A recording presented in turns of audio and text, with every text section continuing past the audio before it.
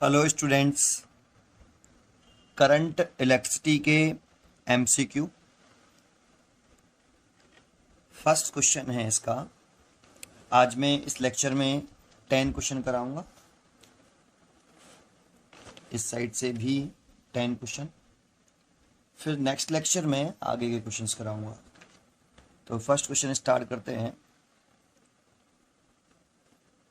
Dimension of a block are 1 centimetre 1 centimetre 100 centimetre if specific resistance of its material is 3 into 10 की power minus के 7 ohm into metre, then resistance between the opposite rectangular face, opposite rectangular face कह रहा है ना। तो पहले इस question का कंसेप्ट क्या है वो बताऊंगा।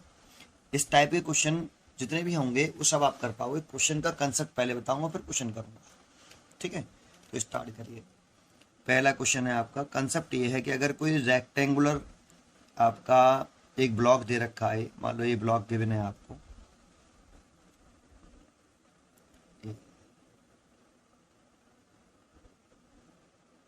ऐसे मैंने एक ब्लॉक बना लिया,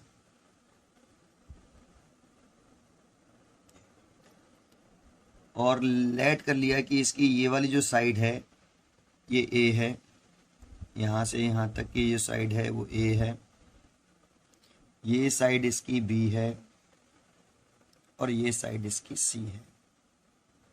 जैसे आप इस मोबाइल से चेक कर सकते हो, ये अगर एक मोबाइल है तो इसकी 3 साइड होंगी, इसकी 3, एक ये हो गई ए, ये बी, और एक इसकी थिकनेस, जो इसकी थिकनेस होगी वो मैंने लेट की है सी, ठीक है। तो ये 3 साइड है आपकी ए बी सी। अब आपसे पूछ रहा है कि जो ये वाला फेस है, अपोजिट फेस, एक ये वाला और ये वाला फेस, इसके अक्रॉस रेजिस्टेंस बताइए इस कंडक्टर, इसका ब्लॉक का। तो देखो यहां से जिसके अक्रॉस पूछे वहां पे हमें एक बैटरी लगानी है, प्लस और ये माइनस, ऐसे। ये पोटेंशियल डिफरेंस अप्लाइड करना है। जब हम पोटेंशियल डिफरेंस अप्लाइड किया तो जो एंड इसका ये पॉजिटिव एंड हो गया, ये नेगेटिव एंड हो गया, इनके बीच की जो शॉर्टेस्ट लेंथ होती है वो आपकी लेंथ कहलाएगी बेटा। तो पॉजिटिव एंड है, नेगेटिव एंड है, इनके बीच की ये शॉर्टेस्ट लेंथ होगी, वही इस ब्लॉक की लेंथ होगी। तो ये लेंथ, यहां पर ये लेंथ होगी ए। और एरिया ऑफ क्रॉस सेक्शन, देखो करंट जो फ्लो करता है वो positive end to negative end करता है, तो ये करंट वाली एक्सेस हो गई बेटा, ये करंट वाली एक्सेस हो गई। और करंट की डायरेक्शन इसकी ऐसे होगी, पॉजिटिव टू नेगेटिव एंड। तो करंट के परपेंडिकुलर जो एरिया ऑफ क्रॉस सेक्शन होगा, करंट के perpendicular area of cross section होगा, वो एरिया ऑफ क्रॉस सेक्शन लेंगे। तो ये जो है, ये वाला मैंने ब्लू किया है, ये करंट के फ्लो होने के परपेंडिकुलर होगा, ये ऐसे होगा कुछ, और करंट ऐसे चल रही होगी। तो एरिया ऑफ क्रॉस सेक्शन हम हमेशा लेना, आप एरिया ऑफ क्रॉस सेक्शन जो है वो करंट के फ्लो होने के परपेंडिकुलर लेना। तो लेंगे तो इसका एरिया ऑफ क्रॉस सेक्शन लिखना है। तो इसकी जो साइड है ये वाली बी है और ये वाली साइड जो है इसकी सी है, तो एरिया ऑफ क्रॉस सेक्शन आएगा B into C.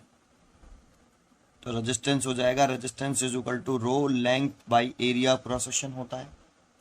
So resistance is equal to rho length हो गई यहाँ ए, और एरिया ऑफ क्रॉस सेक्शन हो गया बी इंटू सी। ये लेकिन इसी क्वेश्चन में, अगर हम इसी क्वेश्चन में यही क्वेश्चन होता, यही डायग्राम होता, लेकिन एरिया ऑफ क्रॉस रेजिस्टेंस हमसे कहाँ पर पूछ रहा होता, किसके एंड के क्रॉस पूछ रहा होता, रेक्टेंगुलर फेस।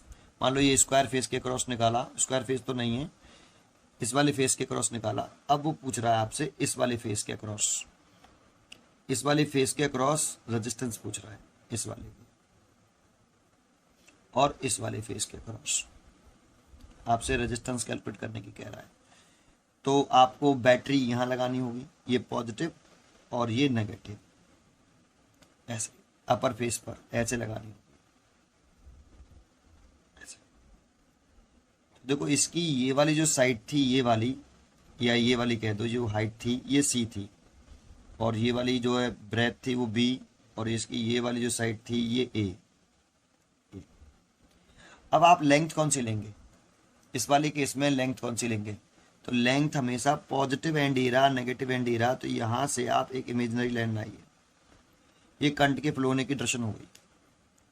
तो आपका पॉजिटिव एंड और नेगेटिव एंड के बीच की जो शॉर्टेस्ट सेपरेशन होती है वो लेंथ होती है। तो इसमें कौन सी हो सकती है? A B C. तो आपकी सी, तो इसमें लेंथ हो गई आपकी, इसमें लेंथ हम लेंगे, वो लेंगे हम सी। और एरिया ऑफ क्रॉस सेक्शन लेते हैं, एरिया ऑफ क्रॉस सेक्शन जिसके करंट परपेंडिकुलर फ्लो करती है। तो करंट इस वाले एरिया ऑफ क्रॉस सेक्शन के करंट कैसे फ्लो कर रही है? परपेंडिकुलर, और इसकी ये वाली साइड जो है वो बी है और ये वाली साइड जो है वो ए है। तो इसका एरिया ऑफ क्रॉस सेक्शन निकालें तो ए इंटू बी, तो area of cross section A into B. तो इसका रेजिस्टेंस निकालें, तो इसका रेजिस्टेंस R1 लिखा है, इसका रेजिस्टेंस R2। तो रजिस्टिविटी सेम रहेगी, ब्लॉक अगर सेम है, ब्लॉक सेम मटेरियल का है तो रजिस्टिविटी सेम रहेगी। लेंथ हो गई सी और एरिया ऑफ क्रॉस सेक्शन हो गया ए इंटू बी, तो रेजिस्टेंस चेंज हो गया। देखो तो रेजिस्टेंस की जो वैल्यू है, अगर कंडक्टर सेम है और पोटेंशियल डिफरेंस हम कैसे अप्लाई कर रहे हैं इस फैक्टर पे डिपेंड करता है किसी कंडक्टर का रेजिस्टेंस। तो किसी कंडक्टर का रेजिस्टेंस जो होता है वो यूनिक नहीं होता, एक नहीं होता, बहुत सारे हो सकते हैं। ये डिपेंड करेगा कि उस कंडक्टर के एंड के अक्रॉस पोटेंशियल डिफरेंस आपने कैसे अप्लाई किया है। जैसे मैंने यहाँ पे इन दोनों एंड्स के क्रॉस किया है, यहाँ पे इन दोनों एंड के क्रॉस किया है, ये क्वेश्चन होता है इसमें।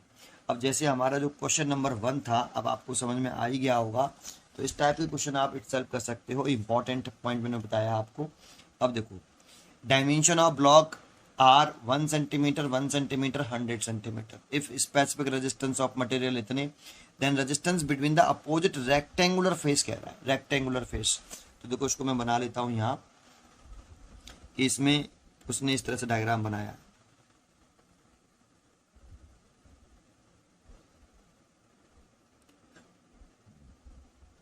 ये,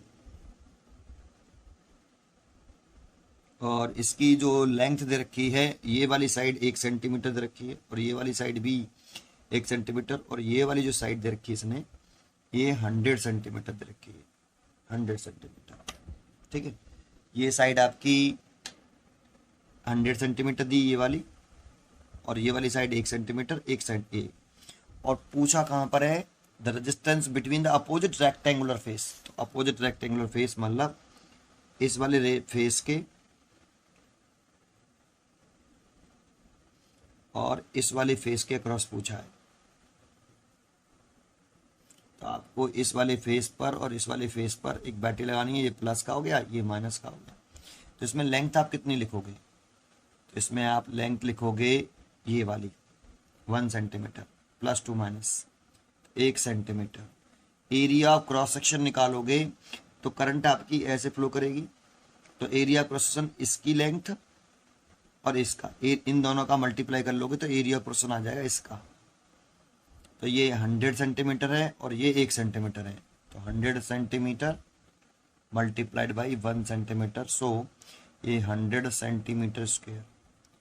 लेकिन इसकी जो रजिस्टिविटी दे रखी है, इसकी जो रजिस्टिविटी की वैल्यू गिवन है वो है 3 × 10 की पावर -7, और वो ओम इंटू मीटर में है। देखो सिस्टम का भी ध्यान रखना है, ओम इंटू मीटर, जबकि ये सब सेंटीमीटर में है ना। तो इसको चेंज कर लेते हैं, तो लेंथ को लिखना चाहें तो हम 1 × 10 की पावर -2 लिख सकते हैं, 10 की पावर -2 मीटर, मीटर में कन्वर्ट कर लिया मैंने इसको मीटर। और इसे चेंज कर लें तो 100 × 1 सेंटीमीटर में 10 पावर -2 होते हैं, उसका स्क्वायर हो रहा है, तो कितना हो जाएगा 10 की power -4 metre square. So resistance निकालें हम, इस जगह पे निकाल के दिखा देते हैं आपको। R = rho length area of cross section. Resistivity दे रखी है 3 × 10 की पावर -7, ओम इंटू मीटर में दे रखी थी इसलिए चेंज भी किया हमने, 1 × 10 की पावर -2, और ये लिखा 100 × 10 की पावर -4। तो आप लिख सकते हो इसे 3 × 10 की पावर, ये को -9 हो गया ये वाला, और या -9 छोड़ो, ऐसे रहने दो इसको, ये कैंसिल हो गया। देखो ये इसे लिख सकते हैं 3 × 10 की पावर -7, और ये 10 की पावर -2, और इसे भी लिख सकते हो आप 10 की पावर -2। तो इसे कैंसिल हो गया। तो ये लिख सकते हो आप 3 × 10⁻⁷ ओम। इसीलिए इसकी जो चॉइस हुई वो देखते हैं कौन सी होगी, बी चॉइस, इसकी सेकंड चॉइस हो गई 3 × 10⁻⁷ ओम। ठीक है, इसकी चॉइस हो गई इतनी बी। तो इसका फर्स्ट क्वेश्चन का आंसर हो गया बी। ठीक है, इस देखो अब मैं इस क्वेश्चन से पहले इसी टाइप का एक और क्वेश्चन इसमें पीछे दे रखा है, सेकंड क्वेश्चन वापस आते हैं, पहले इसको भी कर लेते हैं। क्वेश्चन नंबर 10 के अंडर में ही है, इसीलिए इस क्वेश्चन को और करते हैं। सिमिलर क्वेश्चन है ये। Question number 10, a metal rod of length 10 centimetre, rectangular cross section of 1 centimeter 1/2 centimeter connected to a battery across the opposite face। फिर कह रहा है the resistance will be maximum होगा किसके अक्रॉस, बैटरी कनेक्टेड अक्रॉस इतने पूछ रहा है। तो देखो इसमें आपको फिर एक रेक्टेंगल में बना लेता हूं। यहाँ पर ये क्वेश्चन नंबर 10 है, ये मैंने ऐसे बना लिया, एक ब्लॉक बना लेते हैं ऐसे, है ना, ये मैंने एक ब्लॉक बना लिया, ये मैंने एक ब्लॉक बनाया। ठीक है, और इस ब्लॉक में एक साइड रखी 1 सेंटीमीटर, तो देखो इसको लेट कर लेता हूँ 1 सेंटीमीटर, ये वाली आधा सेंटीमीटर लेट कर लेता हूँ, ये आधा सेंटीमीटर है, और ये वाली जो है ये वाली, इसको मैं कितने रखी है 10 सेंटीमीटर, सबसे बड़ी साइड यही है, तो 10 सेंटीमीटर में लेट कर लेता हूँ। ठीक है, अच्छा अब बताओ इसमें अगर मैं इस वाले एरिया को ले रहा हूँ 1 और 1/2 को, 1/2 और 1 है ना, सेंटीमीटर, और इधर की तरफ ये वाला यहाँ बैटरी लगा रहा हूँ। अगर मैं यहाँ पे बैटरी लगाऊंगा ऐसे, ये प्लस है ये माइनस है, मैंने ये एरिया क्रॉस सेक्शन लिया 1/2 सेंटीमीटर मल्टीप्लाइड बाई 1 सेंटीमीटर। देखो अगर हम बैटरी यहाँ लेंगे तो लेंथ ये लिखेंगे 10 सेंटीमीटर, तो लेंथ तो हमने 10 सेंटीमीटर लिखी, और एरिया ऑफ क्रॉस सेक्शन हम ये लिखेंगे। तो ये तो resistance is equal to ρl/a, resistance maximum की बात कर रहा है वो आपसे, maximum the resistance will be maximum, है ना, सेम इरेस्पेक्टिव द 3 फेसेस। तो ये तो बिल्कुल ही रॉन्ग है, मैक्सिमम की पूछ रहा है, किस वाले फेसेस में कनेक्ट कर रहे हैं बैटरी को कहाँ कनेक्ट कर रहे हैं। When the battery is connected इस वाले फेस पर, when the battery is connected 10 × 1 centimetre वाले फेस पर, battery connected 10 centimetre 1/2 centimetre face पर। ये क्वेश्चन है। तो एक बात बताओ, रेजिस्टेंस मैक्सिमम तब होगा जब लेंथ मैक्सिमम होगी, तो लेंथ तो सबसे बड़ी ये है 10 सेंटीमीटर। अगर मैं इस वाले फेस से जोड़ूंगा तो मैं लेंथ इसी को कंसिडर करूंगा, और लेंथ इसको कंसिडर किया तो लेंथ सबसे बड़ी और एरिया प्रोसेसन सबसे छोटा हो गया। तो एरिया प्रोसेसन सबसे छोटा होगा तभी तो रेजिस्टेंस बढ़ेगा, ये स्मॉल होगा तो ये रेजिस्टेंस बढ़ेगा, और ये बड़ा होगा तो इस वाले केस में ये रेजिस्टेंस सबसे मैक्सिमम है। बाकी का देखो, अगर आप एरिया प्रोसेसन ये लोगे 10 centimetre multiplied by 1 centimetre face का अगर एरिया लोगे, अगर एरिया ये ले लिया तो लेंथ कितनी ली होगी आपने, 1/2 ली होगी, है ना। तो इसके अक्रॉस तो रेजिस्टेंस मैक्सिमम नहीं आएगा क्योंकि एरिया प्रोसेसन ज़्यादा है, लेंथ कम है।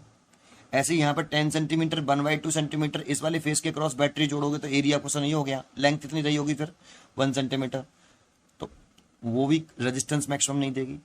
तो सबसे रेजिस्टेंस जो मैक्सिमम आ सकता है वो एरिया प्रोसेसन कितना लें, 1 सेंटीमीटर 1/2 सेंटीमीटर, सबसे छोटा एरिया लें, और लेंथ सबसे बड़ी लें। लेंथ अगर ये एरिया प्रोसेसन ये लिया है तो लेंथ हमने 10 सेंटीमीटर ली होगी। क्लियर है। तो इसीलिए इसका जो चॉइस होना चाहिए 10 का ए होना चाहिए। तो हमने आंसर लिखा इसका 10 का ए। समझ में आया हुआ आपको ये क्वेश्चन भी। चलो नेक्स्ट क्वेश्चन देखते हैं, वापस आते हैं सेकंड क्वेश्चन पर। तो सेकंड क्वेश्चन क्या कह रहा है उस पर हम पढ़ते हैं। यहाँ पे सेकंड क्वेश्चन देखो, सेकंड क्वेश्चन रीड करिए। In Wheatstone bridge all the 4 arm have equal resistance R if the resistance of the galvanometer arm is also R, then equivalent resistance of the combination H। तो equivalent resistance पूछ रहा है। तो देखो Wheatstone bridge बना दिया उसने ऐसे, ये व्हीटस्टोन ब्रिज बना लेता हूं मैं, ये तो सिंपल क्वेश्चन है काफी। ऐसे ये सारे रेजिस्टेंस उसने आर दे रखे हैं, ये भी आर है, ये भी आर है, ये भी आर है, और गैलोमीटर वाला जो है वो भी आर है। वो भी आर है ऐसे, ये रेजिस्टेंस ही हो गया यहाँ पे, ठीक है, ये आर है। और इक्विवेलेंट रेजिस्टेंस पूछ रहा है,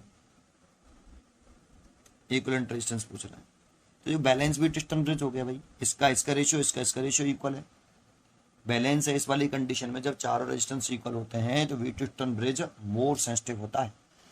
तो ये बैलेंस व्हीटस्टोन ब्रिज तो है ही है, और बैलेंस व्हीटस्टोन ब्रिज है, इक्विवेलेंट रेजिस्टेंस पूछ रहा है, तो सिंपल सा क्वेश्चन है कि इस बी और डी वाली ब्रांच में कोई करंट फ्लो नहीं करेगी क्योंकि बैलेंस्ड है, और जिस इस वाली ब्रांच में जब कोई करंट फ्लो नहीं करी तो ये रेजिस्टेंस जो है इसमें कोई करंट फ्लो ना करा तो ये यूजलेस हो गया, इसे छोड़ देंगे। और ये दोनों करंट, यहाँ से करंट आई, ये दो पार्ट में यहाँ करंट डिवाइड हुई ऐसे, तो ये करंट ऐसे जाएगी और ये वाली करंट ऐसे जाएगी, है ना। तो ये दोनों रेजिस्टेंस जो हैं ये वाले, ये दोनों रेजिस्टेंस जो हैं ये वाले, ये सीरीज में आ गए, सीरीज में, और सीरीज करते हैं तो आर और आर सीरीज करते हैं तो R dash is equal to R plus R, that means 2R। और ये दोनों भी सीरीज में आ गई क्योंकि इन दोनों में करंट सेम है, तो इन दोनों का भी सीरीज कर लें तो ये आर प्लस आर, ये भी 2R। फिर इन दोनों का कॉम्बिनेशन करके जब एक बन जाएगा, जैसे मैंने ये बना लिया 2R हो गया, ये हटा दिया, ऐसे ये हटा दिया, ये मैंने कॉम्बिनेशन करके 2R हो गया। अब ये दोनों किस में आ जाएंगे, ये दोनों पैरेलल में आ जाएंगे, इन दोनों का पैरेलल करते हैं तो 1/r equivalent is equal to 1/2R plus 1/2R, तो ये 2/2R 1/r इक्वलेंट, तो यहाँ से R इक्वलेंट आ जाएगा R, देखो हो गया। इसीलिए क्वेश्चन का जो चॉइस होगा वो ए होगा, 2 का ए, तो 2 का तो ये हो गया ए, ठीक है। नेक्स्ट क्वेश्चन देखते हैं, नेक्स्ट क्वेश्चन है आपका थर्ड, उस क्वेश्चन को देखते हैं क्या लिख रहा है। तो थर्ड क्वेश्चन क्या कह रहा है, देखो पढ़िए। A potentiometer is an accurate and versatile device to make electrical measurement of EMF. देखो पोटेंशियोमीटर किसके मेजरमेंट की बात कर रहा है, एक्यूरेट की बात कर रहा है। एक्यूरेट क्या मेजर करना चाहता है, EMF of cell, because the method involve, कौन सा मेथड इन्वॉल्व होता है। तो आपको मालूम हो कि पोटेंशियोमीटर का जो हम पढ़ते हैं तो उसमें कहते हैं कि पोटेंशियोमीटर नल मेथड डिवाइस है। पोटेंशियोमीटर जो नल मेथड डिवाइस है, जब जॉकी को हम टच करते थे वायर के डिफरेंट पॉइंट पर, जब नल पॉइंट ऑफ टर्न हो जाता था तभी हम पोटेंशियोमीटर की हेल्प से किसी सेल का ईएमएफ को मेजर कर सकते हैं, है ना। दैट मीन्स गैल्वोमीटर में कोई करंट फ्लो नहीं करनी चाहिए, उसी सिचुएशन में वो सेल का ईएमएफ मेजर करता है। जरा देखो एक छोटा सा पॉइंट बता दूं, देखो जो पोटेंशियोमीटर है, पोटेंशियोमीटर, और एक होता है वोल्ट मीटर, वोल्ट मीटर जानते हो, ये ओपन सर्किट में वर्क करता है, ओपन सर्किट में वर्क करेगा, ओपन सर्किट में, और ये वर्क करता है क्लोज सर्किट में, ये क्लोज सर्किट में वर्क करता है।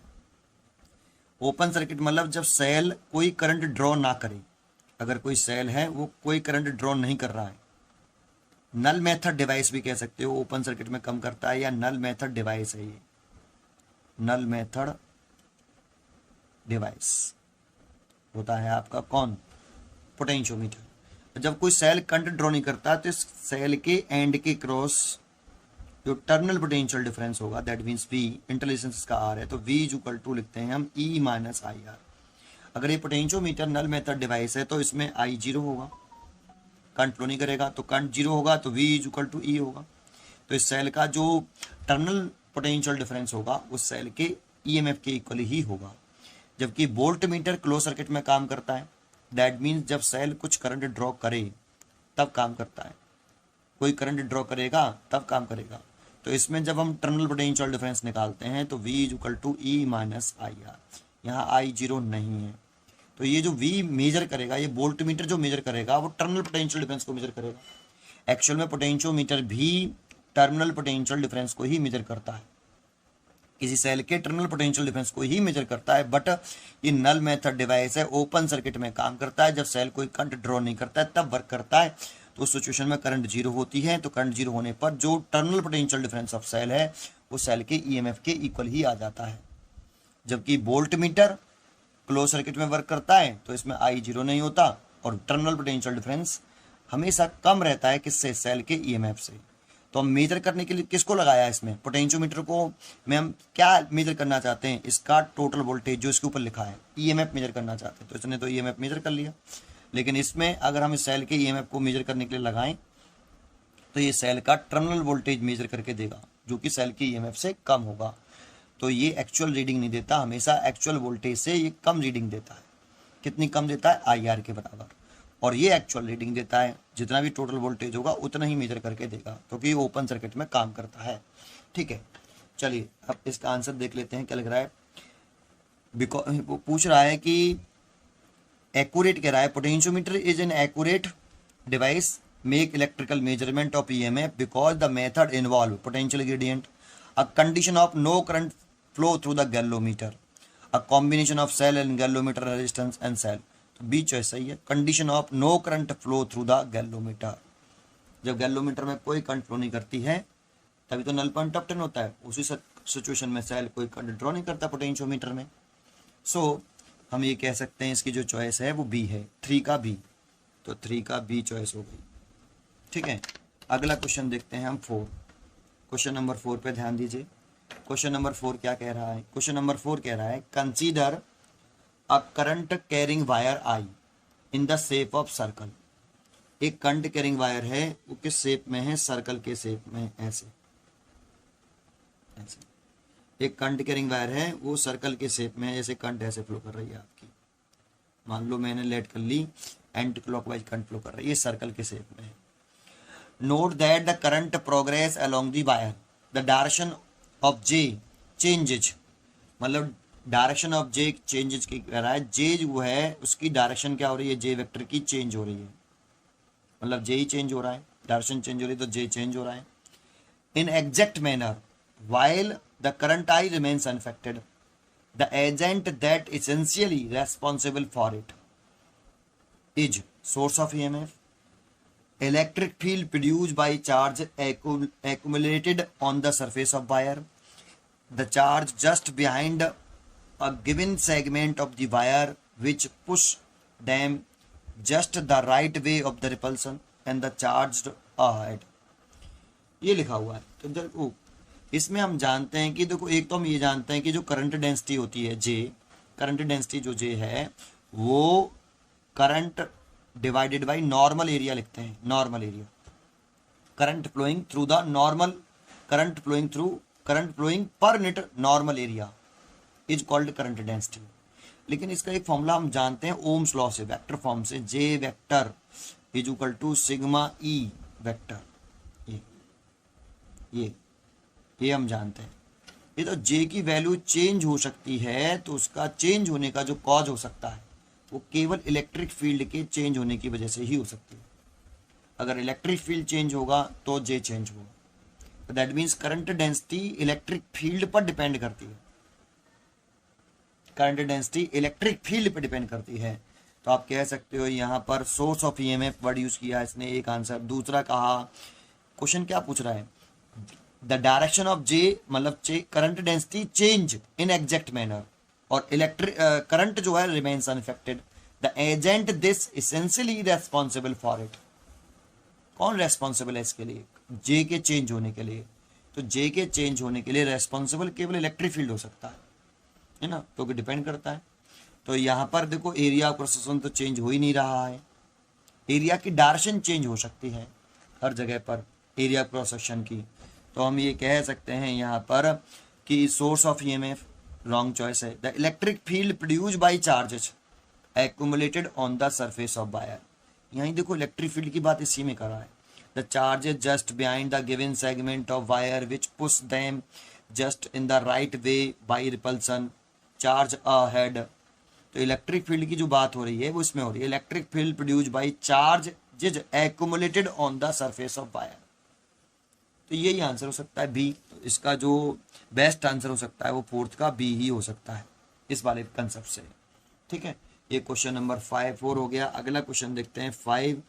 इसका मैं आपको अलग से एक वीडियो में बना चुका हूँ क्वेश्चन नंबर 5 की, फिर भी मैं एक बार बता देता हूँ। ये डायग्राम थोड़ा सा रॉन्ग है यहाँ पे जो तो बीच में जो वायर जोड़ दिया ना ये गलत है। तो ये बीच में जो वायर जोड़ दिया ये गलत। दूसरा, ये जो R1 है वो सेल का इंटर रेजिस्टेंस है और R2 इसी सेल का इंटरनल रेजिस्टेंस है, बोल भी रहा है इंटरनल रेजिस्टेंस R1 और R2 रेस्पेक्टिवली, और E2 बड़ा है E1 से, है ना, कनेक्टेड है पैरेलल में। तो ये डायग्राम थोड़ा सा रॉन्ग बना दिया है, ये एक्चुअल में डायग्राम ऐसे होना चाहिए था। एक सेल हमें ये बना दिया, जैसे ये बना दिया, इसका EMF जो है E1 है और इंटरनल रेजिस्टेंस R1 है, ये सेल के इनसाइड होता है। और एक सेल यहाँ बना देते हैं हम ऐसे, इसका EMF E2 है, इंटरनल रेजिस्टेंस R2 है, और ये ऐसे कनेक्टेड है, ये पैरेलल कॉम्बिनेशन में कनेक्टेड है ऐसे। और E2 बड़ा बता रहा है यहाँ पर E1 से ऐसे। ये किसी क्लोज सर्किट का पार्ट है, जैसे A और B है, यहाँ पे क्लोज सर्किट कंप्लीट होगा बेटा आपका ऐसे, ठीक है ना, पैरेलल कॉम्बिनेशन में लगे। तो क्वेश्चन कह रहा है the equivalent EMF of the two cell is between E1 E2, ये चॉइस बता रहा है। EMF छोटा है E1 से, ऐड कर रहा है दोनों को, इंडिपेंडेंट है इंटरनल रेजिस्टेंस R1 R2 से, ये चॉइस दे रखी है। तो अगर आपको parallel combination of cell, parallel combination of cell, parallel combination of cell आता होगा तो उसमें आपने फॉर्मूला ड्राइव किया होगा। इक्विवेलेंट EMF आता है पैरेलल कॉम्बिनेशन करने पर, वो ये आता है E1 over R1 plus E2 over R2 divided by 1 over R1 plus 1 over R2। या फिर देखो यहाँ से R1 R2 एलसीएम ले लो, नीचे से भी R1 R2 एलसीएम ले लो, कैंसिल कर दो, आप इसे ऐसे भी ले सकते हो, E1 R2 प्लस एलसीएम लेने के बाद E2 R1 divided by R1 plus R2, तो ये भी लिख सकते हो आप। तो मैं तो ये लिख रहा हूँ, ये आपने फॉर्मूला ड्राइव किया होगा। तो इस फॉर्मूले से देख के बताओ क्या equivalent EMF R1 R2 internal resistance पर डिपेंड कर रहा है कि नहीं कर रहा है? तो कर रहा है, तो इसकी कौन सी चॉइस तो रॉन्ग ही हो गई, D choice. Equivalent EMF independent internal resistance R1 R2, तो इससे तो इंडिपेंडेंट हो गया, देखो है ना, गलत चॉइस है, डिपेंड कर रहा है, यहाँ पे तो डिपेंड कर रहा है ना, इक्विवेलेंट EMF इंटरनल रेजिस्टेंस पर डिपेंड कर रहा है, तो ये चॉइस तो रॉन्ग हो गई। सी चॉइस भी रॉन्ग हो गई कि E equivalent E1 plus E2 always, ये रॉन्ग है, इतनी होता है, जो कि E1 प्लस E2 के इक्वल नहीं है, तो सी चॉइस भी रॉन्ग हो गई। बस ए और बी में से कोई एक चॉइस करेक्ट होगी। तो देखते हैं ए और बी में से कौन सी चॉइस होगी, कैसे करेंगे।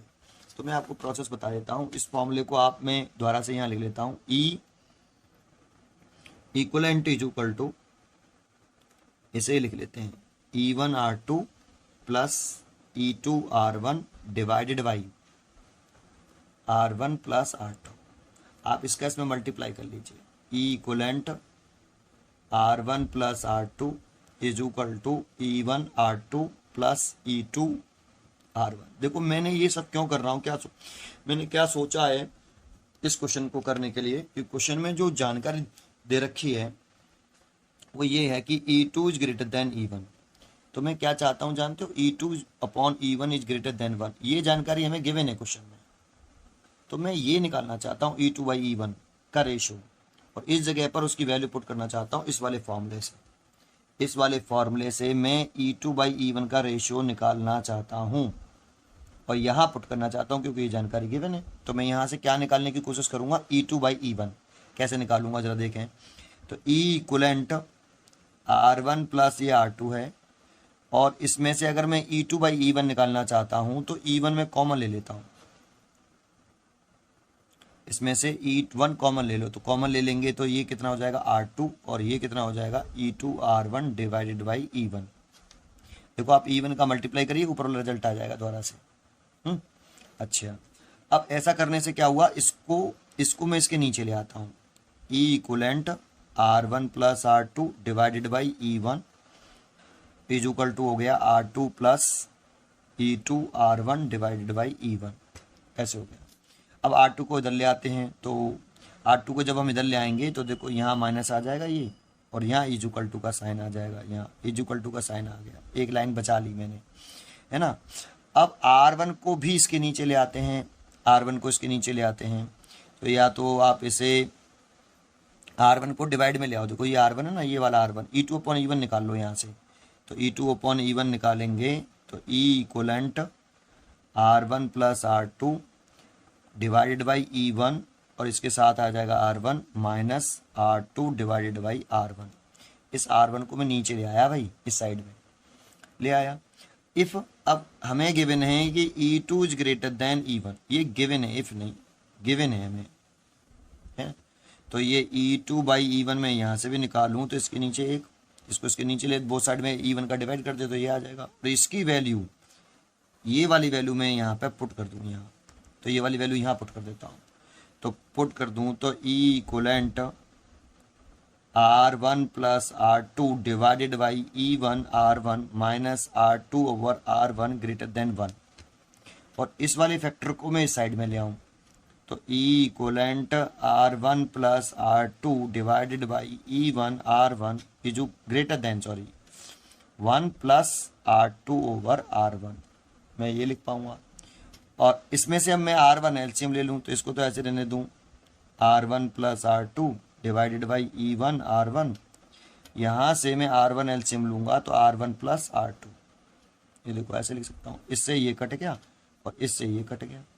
तो E इक्वलेंट ओवर कितना, E1 ग्रेटर देन 1, इसका से मल्टीप्लाई कर लूँ तो that is E equivalent greater than E1। तो इक्वलेंट ईएमएफ जो होगा वो E1 से बड़ा आएगा। तो जरा देखना इसमें जो चॉइस है बी वाली, the equivalent EMF is smaller than E1, तो ये तो रॉन्ग हो गया, बी वाला रॉन्ग हो गया।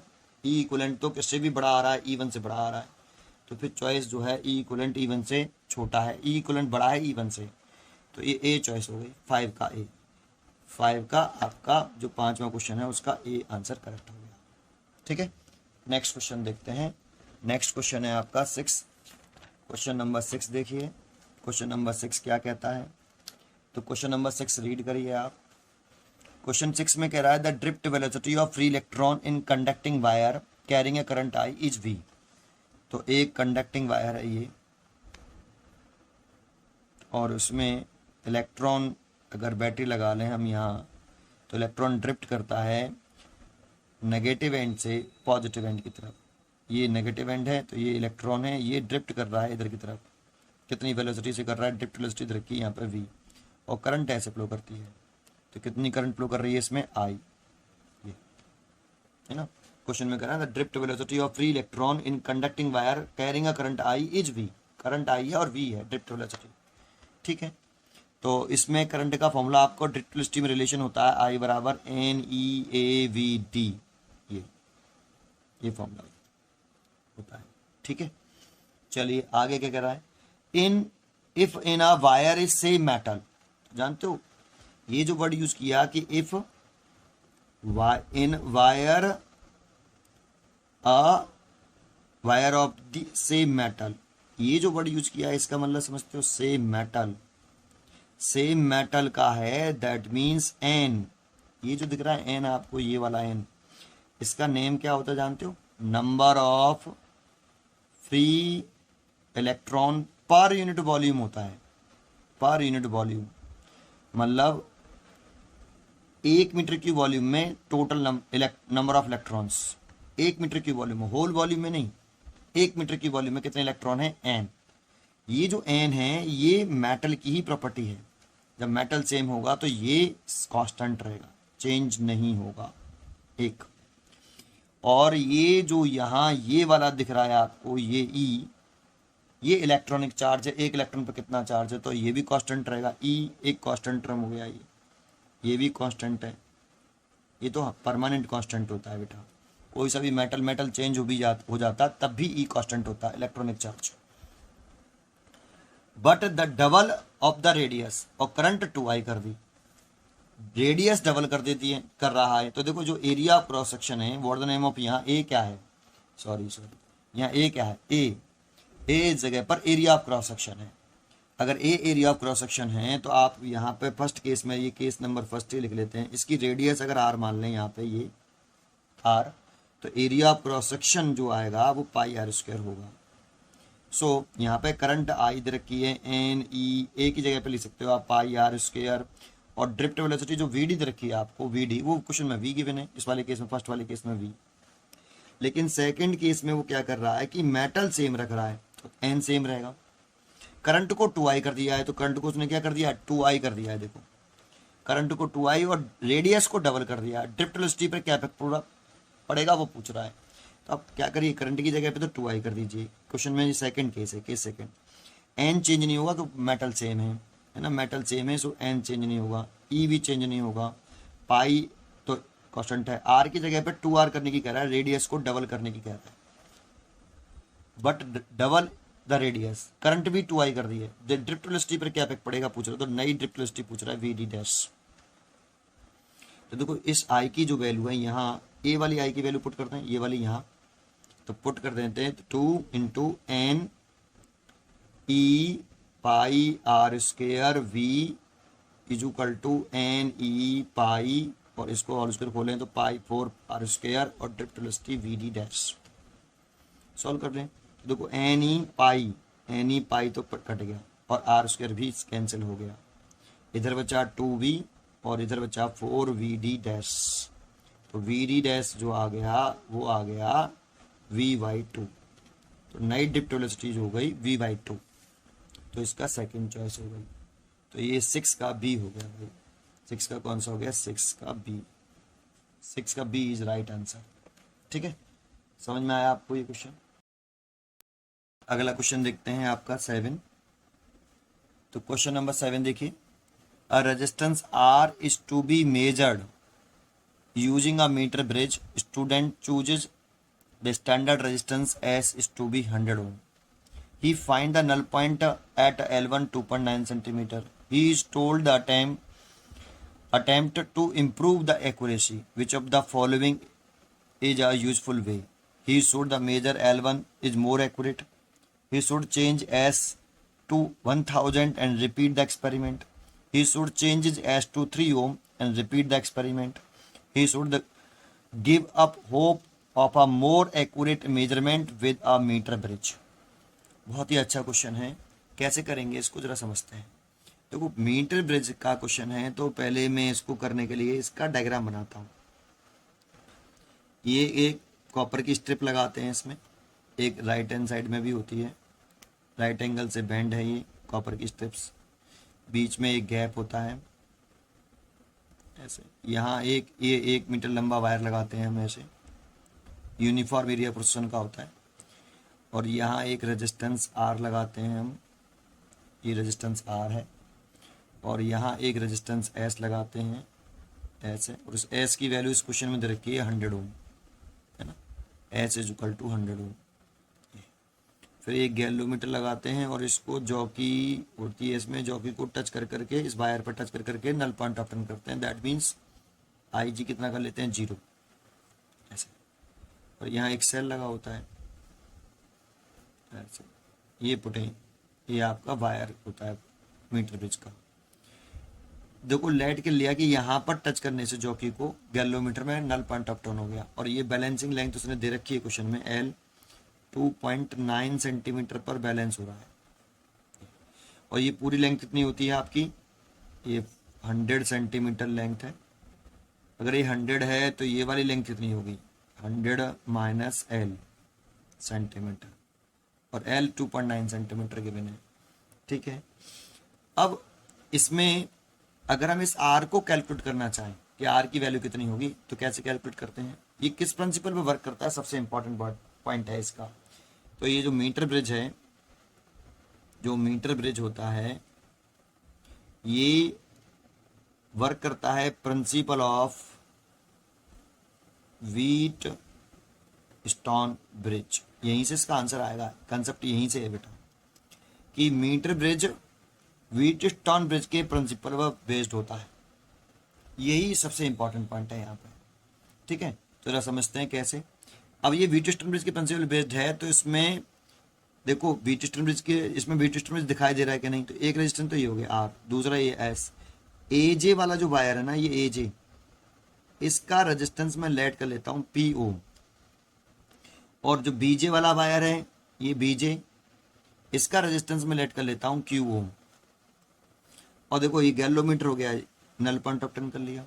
तो यहाँ से जब करंट आती है बैलेंसिंग वाले केस में, तो यहाँ से आके ये 2 पॉइंट में डिवाइड हो जाती है करंट, एक I1 इधर चली जाएगी, I2 इधर, तो I2 इसमें आएगी, और इसमें भी कितनी होगी I2, इसमें I2 है तो इसमें भी I2, इसमें करंट I1 रहती है पूरे में, क्योंकि ये I2 ऐसे आएगी, गैलोमीटर में कोई करंट नहीं आ रही, नल पॉइंट ऑफ टर्न हो चुका है ना। तो व्हीटस्टोन ब्रिज का जो प्रिंसिपल है वो ये कहता है कि इफ अगर गैलोमीटर में कोई करंट फ्लो ना करे देन, ये व्हीटस्टोन ब्रिज का प्रिंसिपल है कि अगर गैलोमीटर में कोई करंट फ्लो ना करे देन आर और एस का रेशियो और पी और क्यू का रेशियो इक्वल होता है। अब इसमें अगर हम आर की वैल्यू कैलकुलेट करना चाहते हैं तो हमें एस की वैल्यू 100 रखी है, पी और क्यू की वैल्यू कैसे निकालेंगे? पी किसका रेजिस्टेंस है? ये रेजिस्टेंस है वायर ए जे का, रेजिस्टेंस ऑफ वायर ए जे का रेजिस्टेंस है भाई, ए जे वाले वायर है, ये ए जे वाला वायर है ए जे, इसका रेजिस्टेंस है ये पी। तो रेजिस्टेंस का फॉर्मूला क्या होता है? लेंथ, रेजिस्टिविटी रो, लेंथ इसकी एल है, देखो ए जे वाले वायर की लेंथ एल मानी है, और एरिया प्रोसेसन लेट कर लिया ए, इतना रेजिस्टेंस होगा। और क्यू रेजिस्टेंस है वायर बीजे का, बीजे वाले वायर का। तो रेजिस्टिविटी तो सेम मटेरियल का वायर है पूरा, तो रेजिस्टिविटी सेम रहेगी। लेंथ इसकी जो हो गई है वो 100 माइनस एल हो गई, और area of cross section uniform होता ही है, इक्वेशन नंबर 2। अगर ये सारी वैल्यू हम पी की वैल्यू, क्यू की वैल्यू, आर की वैल्यू निकालना चाहते हैं, एस की वैल्यू 100 यहाँ पुट कर दें तो एस निकल आएगा। तो एस निकालने के लिए तो एस निकालना है तो पहले तो उसे उल्टा कर लेते हैं, इस वाले को उल्टा कर लीजिए रिलेशन को, S by P, S by R is equal to Q by P. तो यहाँ से हम एस कैलकुलेट करना चाहें, सॉरी आर कैलकुलेट करना था ना, आर कैलकुलेट करना था, एस तो पता ही था, तो आर कैलकुलेट करना है तो सीधा सीधा हो गया P by Q into S, ये है ना। पी की वैल्यू कितनी है बेटा आपकी? अगर हम पी की वैल्यू देखें तो R is equal to, P की वैल्यू तो आपकी रो बाई एल है, तो रो एल बाई ए, और क्यू की value rho 100 minus L by A, और ये इंटू एस। तो देखो ये तो कैंसिल हो गया, तो आर की जो वैल्यू आई आपकी L by 100 minus L into R आया, एस आया, सॉरी एस। वैल्यू पुट कर दें तो आर की वैल्यू निकाल लें, एल की वैल्यू तो 2.9 सेंटीमीटर है, और ये 100 है माइनस 2.9 है, और ये आपका एस है कितना? 100 ओम। तो इसका इसमें मल्टीप्लाई किया तो ये 290 हो गया, 100 में से 2.9 गए तो 97.1।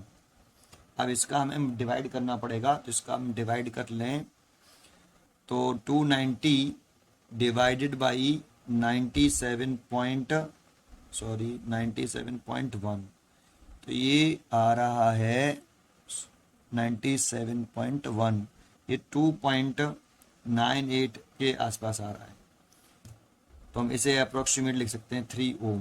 तो रेजिस्टेंस आया 3 ओम, तो इस आर की वैल्यू 3 ओम आ गई।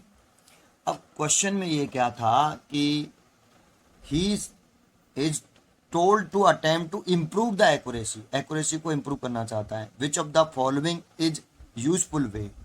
जानते हो मीटर ब्रिज जब मोर सेंसिटिव होता है तो उसके द्वारा ली गई वैल्यू, स्मॉलेस्ट से स्मॉलेस्ट वैल्यू को जितना ज़्यादा सेंसिटिव होगा उतना वो मीटर ब्रिज के द्वारा हम जो वैल्यू मेजर कर रहे हैं, रेजिस्टेंस मेजर कर रहे हैं, वो स्मॉलेस्ट से स्मॉलेस्ट वैल्यू को भी मेजर कर सकते हैं। जितना ज़्यादा सेंसिटिव उतनी ही स्मॉल वैल्यू को वो एक्यूरेट मेजर कर सकता है।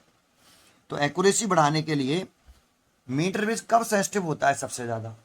तो वो किस प्रिंसिपल काम करता है? व्हीटस्टोन ब्रिज के प्रिंसिपल पर काम करता है। और व्हीटस्टोन ब्रिज किस कंडीशन में सबसे मोस्ट सेंसिटिव होता है? जब उसके सारे रेजिस्टेंस होते हैं सेम ऑर्डर के होते हैं। अगर इसका रेजिस्टेंस आर की वैल्यू 3 ओम आ रही है और एस की वैल्यू कितनी है भाई? 100 ओम। तो अगर व्हीटस्टोन ब्रिज की सेंसिटिविटी बढ़ानी है तो ये चारों resistance P Q R S सभी सेम ऑर्डर के होनी चाहिए। यहाँ पे आर आ रहा है 3 ओम का और एस है कितना? 100 ओम का। अगर सेम ऑर्डर का करना है तो एस को हमें चेंज करना चाहिए 100 ओम से करीब करीब कितने तक? 3 ओम तक, क्योंकि हम क्वेश्चन में जो चॉइस दे रखी है एस को चेंज करने की कह रहा है। He should change S to 1000 ohm and repeat the experiments. He should change S to 3 ohm and repeat the experiment. तो हमें एस को चेंज करना चाहिए 3 ओम तक और रिपीट द एक्सपेरिमेंट, इसीलिए इसकी चॉइस होगी 7 की सी। समझ में आया होगा आपको ये? अगर आपको इसको ऐसे लिखना है तो आप इसको इस तरीके से लिख सकते हो।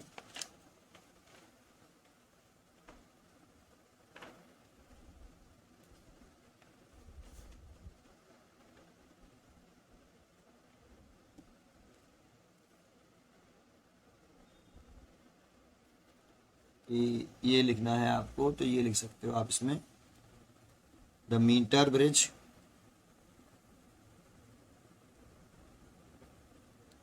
जो है आपका, that is Wheatstone bridge,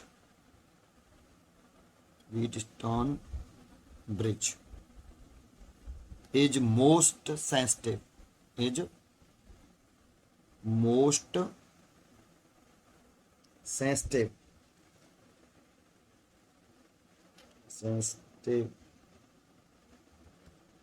and accurate when the resistance of all four arms of the bridge is of the same order। इसी लाइन से इसका आंसर समझ में आता है कि हमें करना क्या है, इस लाइन से समझ में आता है ना। तो इसीलिए जो स्टूडेंट को क्या करना चाहिए, इम्प्रूव करना है अगर इसकी एक्यूरेसी, और एक्यूरेसी सेंसिटिव होता है और एक्यूरेट रीडिंग देता है। तो आर की वैल्यू तो 3 ओम आ रही है और एस की वैल्यू है 100 ओम, तो एस को ही चॉइस दे रखी है इसमें एस की, तो एस को चेंज कर लेना चाहिए 100 से कितना 3 ओम, और रिपीट करना चाहिए एक्सपेरिमेंट को, इसीलिए इसकी चॉइस होगी 7 की सी। ठीक है, तो एक क्वेश्चन नंबर 7 हो गया। अगला क्वेश्चन देखते हैं 8, क्वेश्चन नंबर 8। क्वेश्चन नंबर 8 पढ़िए। क्वेश्चन नंबर 8 क्या कह रहा है, तो क्वेश्चन नंबर जो 8 है वो कह रहा है 2 सेल हैं जिनकी EMF approximately 5 volt and 10 volt है, are to be accurately comparing using a potentiometer of length 400 centimeter. The potentiometer should have voltage 8 volt. The battery potentiometer can have voltage 15 volt and are adjusted to that the potential drop across the wire slightly exceeds to 10 volt. The first portion of 50 centimeter wire itself should have a potential drop 10 volt. The potentiometer usually used for comparing resistance और not voltage।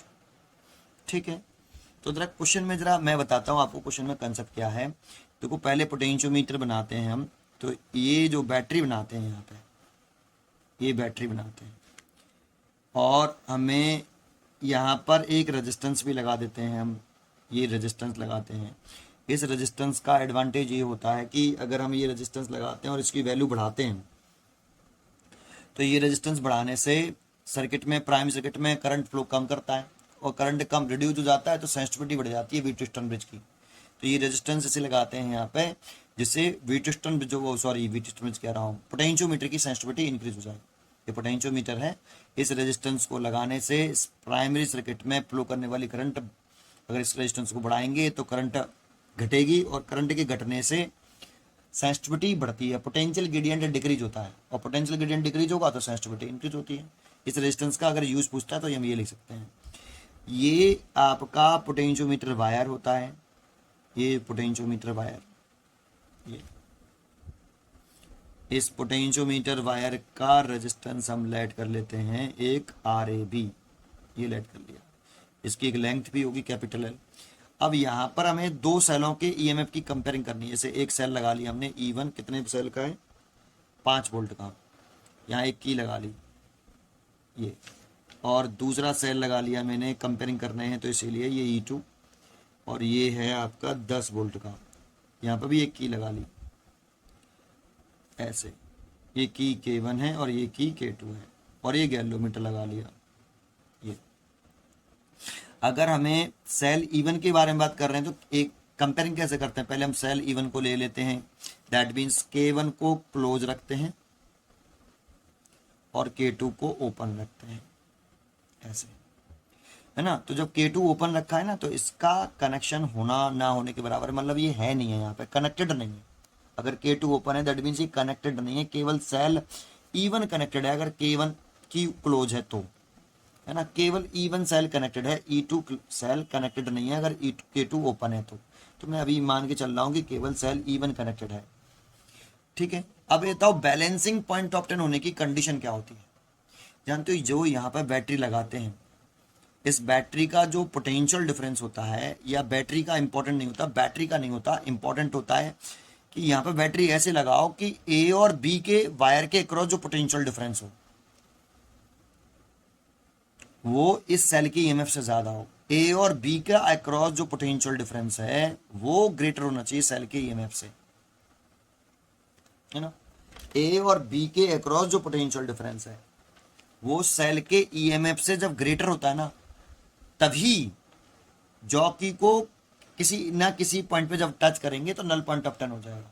इस वाले case में null point of turn हो जाएगा। लेकिन अगर V A minus B B की जो वैल्यू है, ए और बी के क्रॉस जो पोटेंशियल डिफरेंस है वो सेल के ईएमएफ से कम है, अगर ऐसी सिचुएशन बनती है कि V A minus B B EMF से कम है, तो इसमें जॉकी को कहीं पे भी पूरे वायर पर कहीं पे भी टच करने पर नल पॉइंट ऑफ टर्न नहीं होता। और जब नल पॉइंट ऑफ टर्न नहीं होगा तो हम सेल के ईएमएफ को कैलकुलेट ही नहीं कर पाएंगे, मेजर ही नहीं कर पाएंगे ईवन को कितना ईवन है। तो इस सेल को अगर हमें ईएमएफ को मेजर करना है तो ये कंडीशन होनी चाहिए। अब ये कंडीशन है, लेकिन ये जो V है ये RAB और R1 ये दोनों सीरीज कॉम्बिनेशन में है। I ऐसे ये प्राइमरी सर्किट में फ्लो कर रही है ऐसे करंट ऐसे, तो RAB रेजिस्टेंस और R सीरीज कॉम्बिनेशन में होता है, तो ये V जो है दो पार्ट में डिवाइड होता है। V is equal to VAB plus VBC। मान लो मैं यहाँ पे एक C पॉइंट डाल लेता हूँ, तो ये जो VAB है ये A और B मतलब RAB के क्रॉस पोटेंशियल डिफरेंस हो गया, और VBC है वो R के क्रॉस पोटेंशियल डिफरेंस हो गया। तो ये जो V है वो इस तरीके से हम सेट करते हैं इस V को कि A और B के अक्रॉस जो पोटेंशियल डिफरेंस आए वो सेल के ईएमएफ से जो जिस सेल को भी मेजर कर रहे हैं उससे ज्यादा हो। अगर E1 को मेजर कर रहे हैं तो ये जो A और B के क्रॉस जो पोटेंशियल डिफरेंस है वो E1 से ज्यादा आए। E2 को अगर मेजर कर रहे हैं तो A और B के क्रॉस जो पोटेंशियल डिफरेंस है वो E2 से ज्यादा आए, 10 वोल्ट से ज्यादा हो, है ना, A और B के क्रॉस पोटेंशियल डिफरेंस। तो इसीलिए देखो चॉइस, ये इसकी चॉइस देखते हैं क्या कह रहा है कि द बैटरी दैट रन, मतलब इसी बैटरी की बात कर रहा है। ये जो 5 वोल्ट और 10 वोल्ट इनकी तो कंपेयरिंग करनी है हमें, तो ये लग रहे हैं आपके, तो ये लिख रहा है कि the battery that run the potentiometer should have voltage 8 volt. तो 8 वोल्टेज पर रन करेगी, ये 10 वोल्ट का है, तो इस सेल की हम ईएमएफ को मेजर ही नहीं कर पाएंगे, नल पॉइंट ऑफ टर्न नहीं होगा, है ना। इस सेल जो ये वाला सेल है इसका ईएमएफ मेजर नहीं कर पाएंगे बेटा, नल पॉइंट ऑफ टर्न नहीं होगा। 8 वोल्ट पर अगर बैटरी लगा देंगे तो ये कंडीशन बन जाएगी, नल पॉइंट ऑफ टर्न नहीं होगा, इसीलिए ये तो रॉन्ग चॉइस हो गई। The battery of the potentiometer can have voltage 15 volt. तो 15 वोल्ट ये V 15 वोल्ट की कह रहा है कि ये V कितना होना चाहिए, ये वाला V ये 15 वोल्ट की कह रहा है, और ये 5 वोल्ट है, ये 10 वोल्ट है, तो ये 15 वोल्ट की कह रहा है। फिर कह रहा है आर एडजस्टेड, इसी आर की बात कर रहा है, so that the potential drop across the wire slightly exceed 10 volt. देखो ये वाली लाइन इंपॉर्टेंट है, यहाँ 15 लगाया लेकिन आर को एडजस्ट करके, इस आर को एडजस्ट करके जो पोटेंशियल ड्रॉप है अक्रॉस दी वायर, मतलब ए और बी के क्रॉस जो पोटेंशियल ड्रॉप है वो 10 वोल्ट से थोड़ा सा ज्यादा हो, तो ज्यादा होना चाहिए। देखो 10 वोल्ट से ज्यादा होना चाहिए, क्योंकि 10 वोल्ट है, ये 5 वोल्ट है, तो 10 से ज्यादा ही होना चाहिए थोड़ा सा ए और बी के क्रॉस पोटेंशियल ड्रॉप। ये 15 लगाया ठीक है, लेकिन आर को एडजस्ट करके वो ए और बी के क्रॉस जो पोटेंशियल डिफरेंस है वो 10 वोल्ट से ज्यादा होना चाहिए, तभी नल पॉइंट ऑफ टर्न होगा, तभी हम सेल के ईएमएफ को मेजर कर पाएंगे। तो so B is a correct answer, और ये सी और D is wrong answer, B is a correct answer. तो 8th का बी ही करेक्ट आंसर है, ठीक है। क्वेश्चन नंबर 9 देखें तो 9 क्वेश्चन जो है, 9th क्वेश्चन देखिए, the figure represent a part of close circuit, the potential difference between point A and B, V A minus B पूछ रहा है, फिगर दे रखा है, ये पार्ट है क्लोज सर्किट का। तो उसने देखो डायग्राम देख लिया आपने, मैं बना लेता हूँ इसको यहाँ। तो ये डायग्राम कुछ इस तरह से दे रखा है, इसमें एक रेजिस्टेंस दे रखा है, ये एक बैटरी दे रखी है, एक फिर रेजिस्टेंस दे दिया है, ये ए पॉइंट है और ये वाला बी पॉइंट है। यहाँ पर 2 ओम रेजिस्टेंस है, इसमें ये 2 एम्पियर की करंट फ्लो कर रही है, और ये 3 वोल्ट है, और ये 1 ओम रेजिस्टेंस है, और पूछ रहा है कि वी ए माइनस के बी बी निकालो, ठीक है। तो ये क्वेश्चन ये है बेटा, कह रहा है, ये क्वेश्चन दे रखा है आपको, ये रेजिस्टेंस 2 ओम 2 एम्पियर करंट फ्लो करके जा रही है इधर की तरफ, ये क्लोज सर्किट का एक पार्ट है, क्लोज सर्किट होगा यहाँ पे। ये 3 वोल्ट की बैटरी सेल लगा हुआ है, इंटरलेशन नहीं दे रखा, 1 ओम रेजिस्टेंस दे रखा है, यहाँ ए और बी के क्रॉस पोटेंशियल डिफरेंस पूछ रहा है। तो किरचॉफ्स लॉ अप्लाई कर लो। किरचॉफ्स लॉ कैसे अप्लाई करते हैं, जिस पॉइंट से चलते हैं उस पॉइंट का पोटेंशियल लिख देते हैं। तो मैं मान लो ए से चल रहा हूँ, क्योंकि हमें V A minus B B calculate करना है, तो जिस पॉइंट से चलते हैं उस पॉइंट का पोटेंशियल लिख लेते हैं। तो लिख लिया वी ए। चलना स्टार्ट करें तो हम ऐसे चलना शुरू करें, तो करंट की डायरेक्शन में चलते हैं। अगर रेजिस्टेंस में करंट की डायरेक्शन में चलें, ये करंट है और ये रेजिस्टेंस है, डायरेक्शन में चलें तो नेगेटिव आता है, माइनस के आई आर। तो करंट की डायरेक्शन में चल रहे हैं हम तो माइनस आ जाएगा। करंट इंटू रेजिस्टेंस, तो करंट कितना है 2 और रेजिस्टेंस कितना है 2। यहां तक आने के बाद सेल में जा रहे हैं, सेल में करंट की डायरेक्शन से चेक नहीं करते हैं। सेल में अगर हम positive terminal to negative terminal चलते हैं तो माइनस आता है ई, इसके ऊपर लिखा होता है वोल्ट में ई, वोल्ट ईएमएफ। और नेगेटिव से पॉजिटिव चलते हैं तो प्लस का ई आता है, तो प्लस का ई आता है। पॉजिटिव टू नेगेटिव चलें तो माइनस का ई, और नेगेटिव टू पॉजिटिव चलें तो प्लस का ई, है ना। तो यहां पर हम सेल में चल रहे हैं positive terminal to negative terminal, current की डायरेक्शन से सेल में चेक नहीं करते साइन। तो पॉजिटिव टू नेगेटिव चलेंगे तो माइनस का आएगा, तो माइनस का कितना 3। फिर हम यहाँ आ गए, करंट ये आ गई। रेजिस्टेंस में चल रहे हैं, करंट की डायरेक्शन में चल रहे हैं तो नेगेटिव आता है। करंट इंटू रेजिस्टेंस, तो करंट तो 2 एम्पियर है और रेजिस्टेंस 1 है, तो 2 इंटू 1। किरचॉफ्स लॉ कहता है कि जिस पॉइंट से चलो उस पॉइंट का पोटेंशियल लिख लो। जाते जा रहे हो साइन लगा के, जो भी एलिमेंट पड़ रहा है, जैसे यहाँ रेजिस्टेंस पड़ रहा है, बैटरी लग रहा है, उनको लिखते जाओ। और जिस पॉइंट पर स्टॉप करो इक्वल टू लगा लो, जिस पॉइंट पे भी स्टॉप करो रोको, उस इक्वल टू लगा के उस पॉइंट का पोटेंशियल लिख दो। तो मैं ए बी पॉइंट पर रख रहा हूँ तो बी पॉइंट का पोटेंशियल लिख देता हूँ। जिस पॉइंट से स्टार्ट करो उस पॉइंट का पोटेंशियल लिखो, और जिस पॉइंट पे स्टॉप करो उस वाले पॉइंट का पोटेंशियल लिख दो। करंट निकालनी हो कभी भी किरचॉफ्स लॉ से, यहाँ करंट नहीं निकालनी है, पोटेंशियल डिफरेंस निकालना है। अगर करंट निकालनी हो तो जिस पॉइंट से चलो, ए से चले हो तो घूम पर आके वापस ए पे ही आओ। तो करंट निकालना हो तो ऐसा करिए। पोटेंशियल डिफरेंस निकालना हो, जैसे ये निकलवा रहा है इसमें ए और बी के क्रॉस पोटेंशियल डिफरेंस निकालो, तो ए और बी के बिटवीन पूछ रहा है तो ए से स्टार्ट कर दो, बी पर स्टॉप कर दो, तो कर दिया। तो इसको देखो V A minus B B, इस बी बी को इधर ले आओ, तो इन सब को इधर ले आओ। 4 हो गया, ये 3 हो गया और ये 2 हो गया, ये आ गया 9 वोल्ट प्लस का आ रहा है। तो चेक कर लेते हैं इसकी जो चॉइस है वो कितनी है। इसकी चॉइस है प्लस के 9 वोल्ट, माइनस के 9 वोल्ट, 3 वोल्ट और प्लस के 6 वोल्ट। तो माइनस प्लस के 9 वोल्ट आ रहा है, 9 का ए चॉइस हो गई। और 10th क्वेश्चन जो देखो मैंने अभी आपको सबसे पहले ही करा दिया था, ये क्वेश्चन नंबर 10 ये करा दिया था मैंने अभी आपको। 11 से आगे क्वेश्चन नेक्स्ट वीडियो में देखेंगे। थैंक यू, पढ़ते रहिए और खुश रहिए।